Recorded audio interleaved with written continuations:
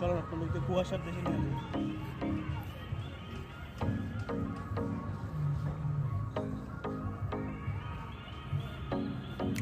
তো একটু আগে যেই জায়গাটা দেখাচ্ছিলাম ওই জায়গাটার বর্তমান অবস্থা আরো ভয়াবহ। কুয়াশার জন্য আমি জানি না ভিডিওতে কতটুকু বোঝা দেখবে, বাট বাস্তবে অসাধারণ অসাধারণ একটা অবস্থা এখানে। ভালো লাগার মতো একটা জায়গা। মানে ওই পাশে একটু দেখান, ওই পাশের অবস্থাটা একটু দেখান, তাহলে বুঝতে পারবেন জায়গাটা ক্যামেরায় কতটুকু বোঝা যাচ্ছে।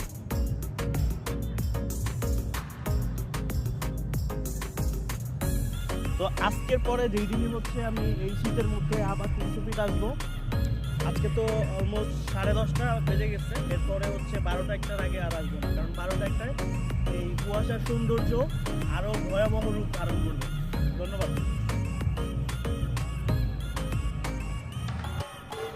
হ্যাঁ, আমরা 300 ফিট এসেছি হাঁস খাওয়ার জন্য, কিন্তু হাঁসের পাশে যে সো গাইজ আমরা এখন চলে আসছি সেন্ট মার্টিন দ্বীপের 300 ফিট এরিয়াতে।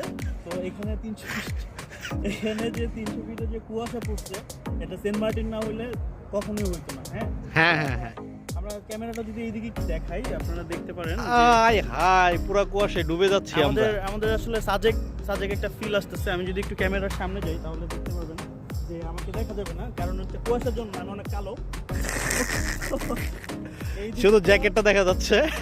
জ্যাকেট দেখা যাচ্ছে, আমার মুখের উপরে লাইট মারতে হবে। আর এই দিকটা একটু শকত ভাই যদি এই দিকটা একটু দেখান, কোনটা চাঁদের আলো আর কোনটা লাইটের আলো বোঝা যায় না। ওই যে চাঁদের আলো উপরে, নিচে লাইটের আলো,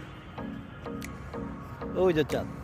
আচ্ছা, তো আমরা এখানে ভিডিওটা করার মূল উদ্দেশ্য হচ্ছে, কোনো উদ্দেশ্য নাই, এমনি আপনাদেরকে দেখানোর জন্য হচ্ছে আমরা এখানে ভিডিওটা করতেছি।